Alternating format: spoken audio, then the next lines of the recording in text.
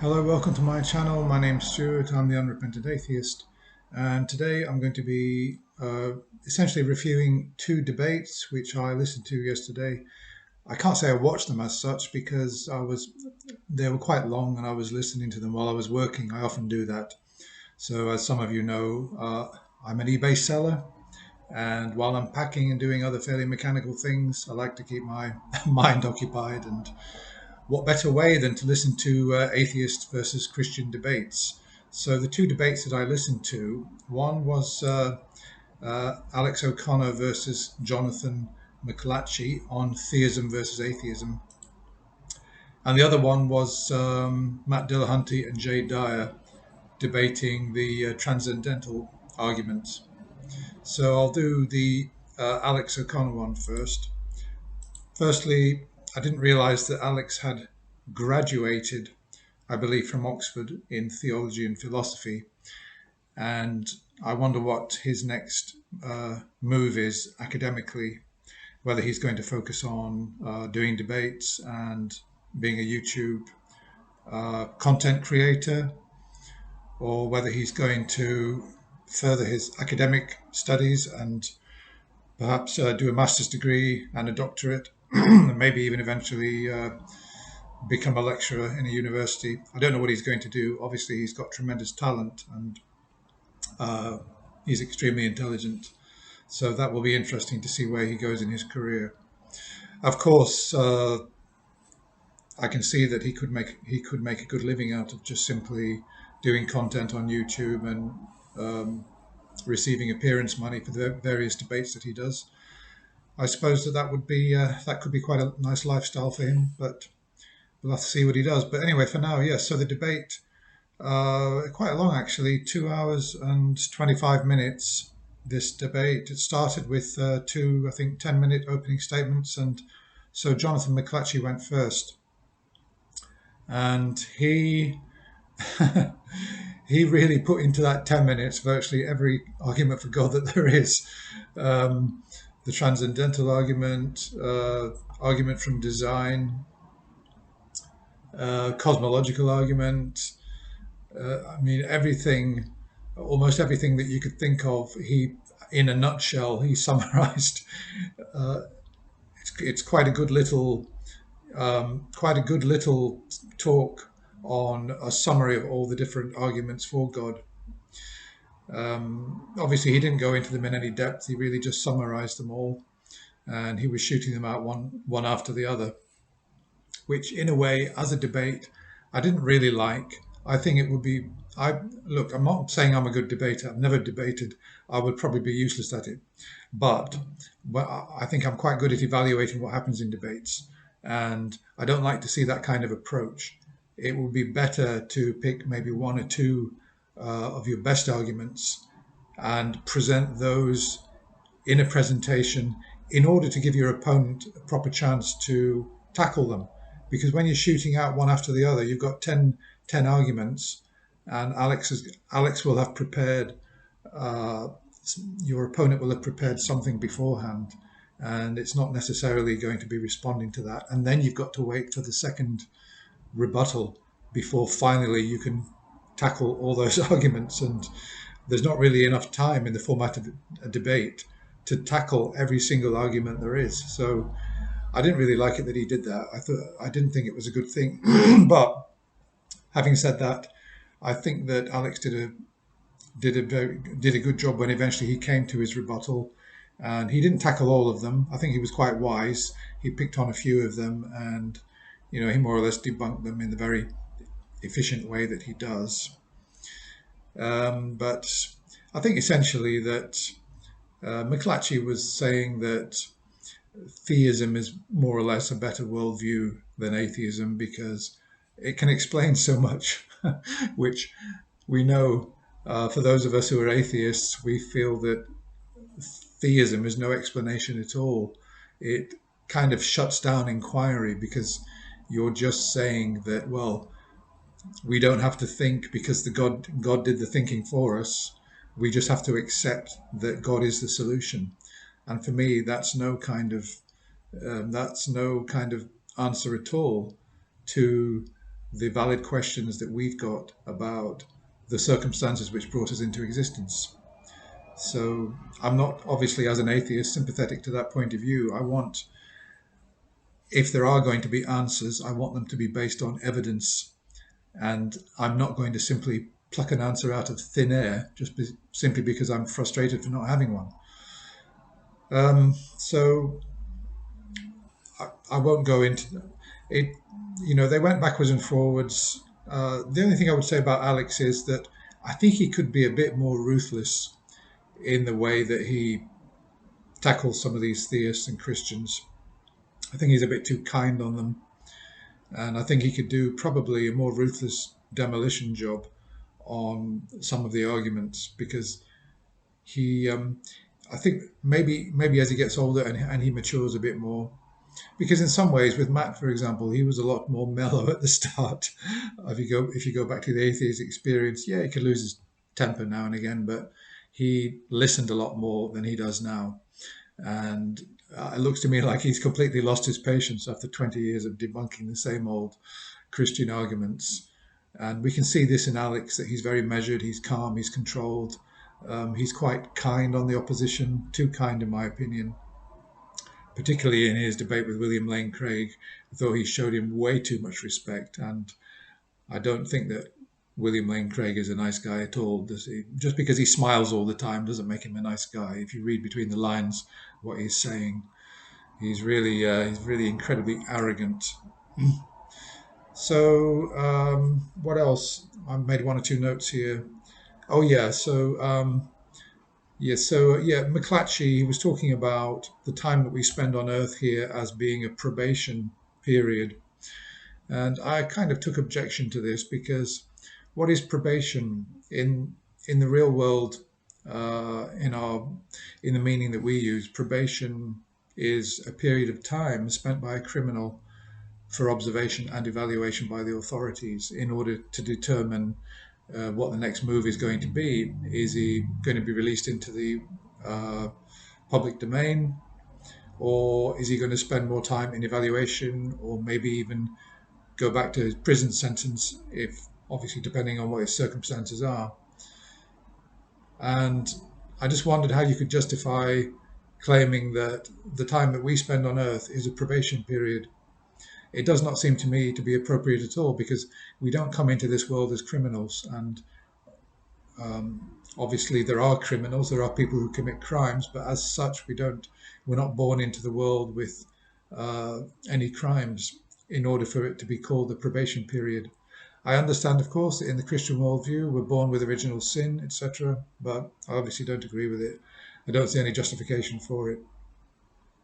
The other thing is that he said that, that's me tackling it. That's not what Alex said. But actually, one thing that Alex did say I want to come on to, which I think is important because I've never heard this before, a position that Alex has taken, and I don't know whether he's taken it because he wants to adopt this position to prevent Christians from saying, well, you didn't have an open heart, you didn't look enough. And I can't remember the term that he used, but he's saying that he's a non-believer, but he wants to believe. So yeah, here we are. He called it non-resistant non-belief. Yeah, okay. So there are some atheists who resist theism. They don't particularly want there to be a God, and if there was a God, they wouldn't worship him, etc., etc. And Alex is saying that, and I've never really heard an atheist say this before.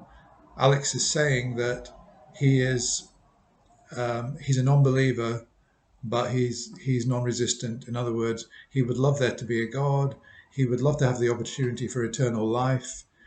He would love to think there's somebody looking after him, etc., somebody that he could pray to and get help in times of need. But he doesn't see the evidence for it, and consequently he's not a believer. He's looked everywhere. This was really good. I love the way that he put this. He's just done a theology and philosophy degree. He's read the Bible from cover to cover. He's read Thomas Aquinas.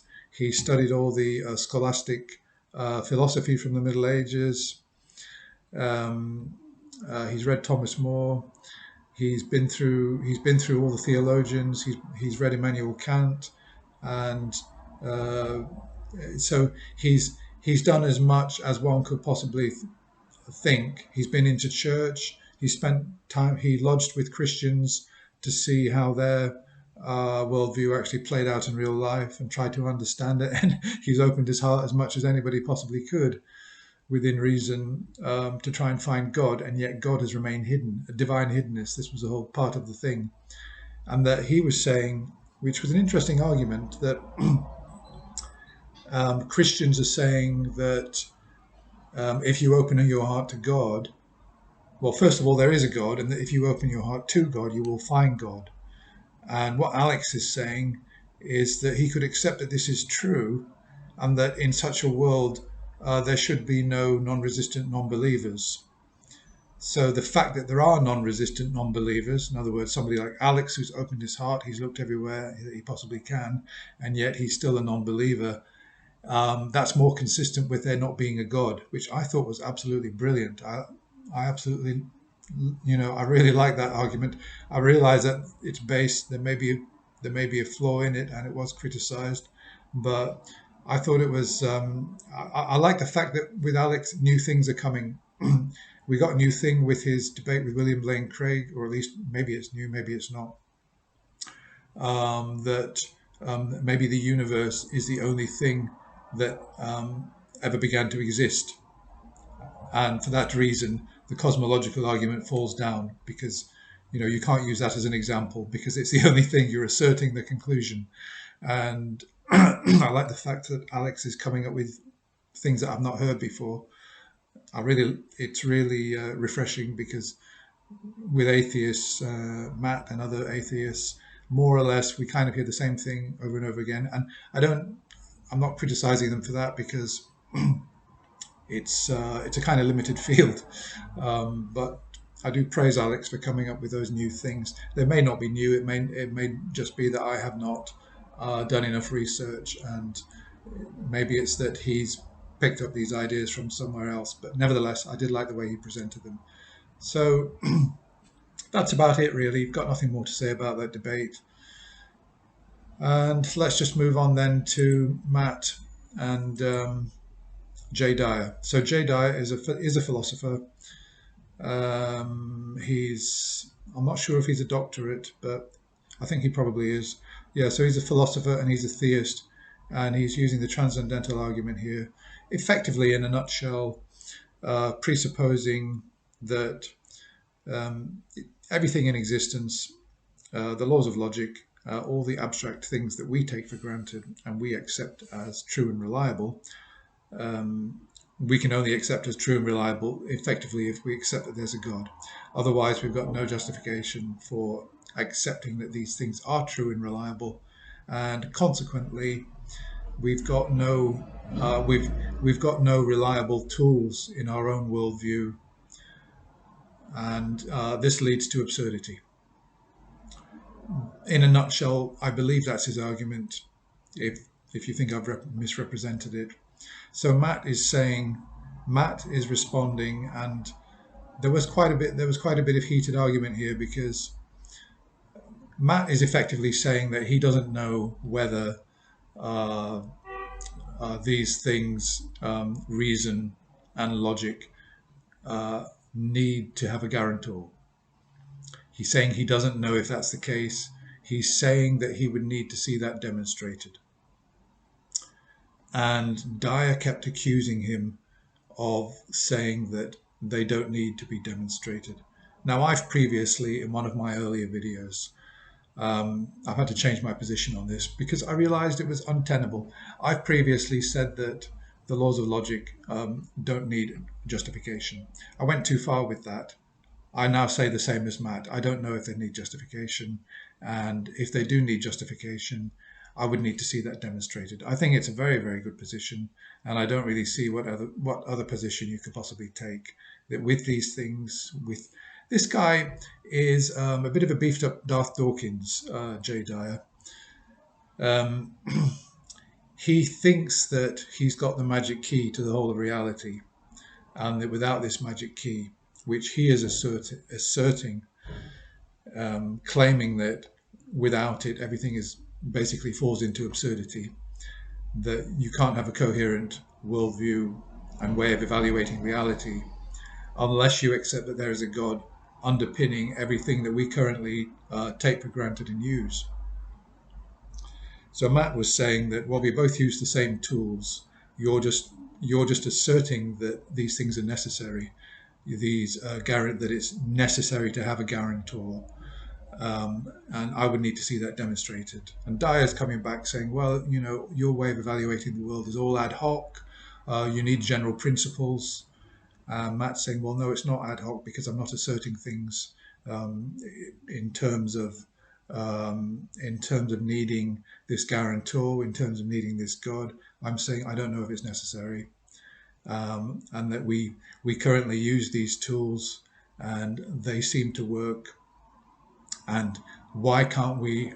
Why can't it be that they just simply are reliable and they are true without having to invoke extra entities to guarantee that? He said he's not saying that that is the case. He's saying he doesn't know, but it could be. And I think this is probably, for me, it's the only position that one could take. And if I found myself arguing with Dawkins, I would just have to say I don't know. If Darth Dawkins says to me, "Do you think that you've got anything? Do you think that you can underpin anything? Do you think you can underpin the tools that you use in order to evaluate reality?" I would have to say I don't know. It may well be that I need the laws of logic and I need my reason to be demonstrated to be reasonable, and the only way to do this is through a God. But I don't know if that's the case, and you would have to demonstrate that to me. And then he would start saying, as Dyer was saying, well, that leads to absurdity. So we had these claims, and there was a bit of an impasse with the two of them. I think Matt had kind of exhausted what he was saying, and it was getting a bit frustrating because Dyer just kept coming back and accusing him of taking positions that he wasn't taking. And I can see why Matt does not like debating presuppositionalists. Essentially, it boils down to that we're all presuppositionalists, and we're presuming, atheists are presuming, that the the laws of logic which we use, all the tools which we use, mathematics, etc., simply are reliable. We're presuming that they are because they seem to work. And Dyer has gone one step further, violating Occam's razor and asserting that there is an entity who is a guarantor to all these things. So it looks to me like both sides are presuppositionalists, except that Dyer is invoking a new entity. And I think that violates Occam's razor. Dyer would say, no, you're falling into absurdity. And so there are just these claims and counterclaims, and there's a bit of an impasse. And I suppose it illustrates why, with the transcendental argument and presuppositionalism, like Darth Dawkins and this guy, that it will be difficult. I'm not saying you will never, because I don't want to make absolute statements, but that it will be very difficult to have any kind of constructive conversation. Because if we're playing with toys in a game, well, let's say it's chess. Let's say that we're playing chess. Now, this is a new analogy for me. So let's say we're playing chess. We both understand the rules, right? And your opponent says, "Do you know who invented these rules?" And I say no. And my opponent says, "Well, I know who it was. There was a chess master in China. I know his name, and I know all about him. And you don't know anything about him. You've got no rationale. You've got no way of underpinning this game of chess, and I do. So there's no point playing you. We can't play the game because you are not accepting that there's a guarantor to these rules of chess. How do you know the rules of chess are reliable?" And then he would just sweep all the pieces off the board and walk away and say, "Go and play an incoherent game with somebody else." So to me, that is dishonest and it's destructive.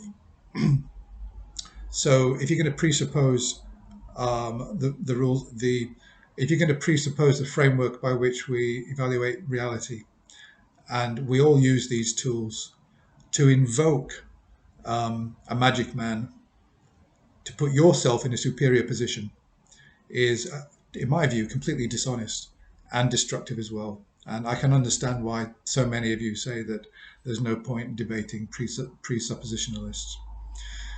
Okay, well, that's all I've got to say about those two debates. What do you think? Have you watched them? I'll be interested to know your comments. And that's all for now. Look forward to seeing you again very soon.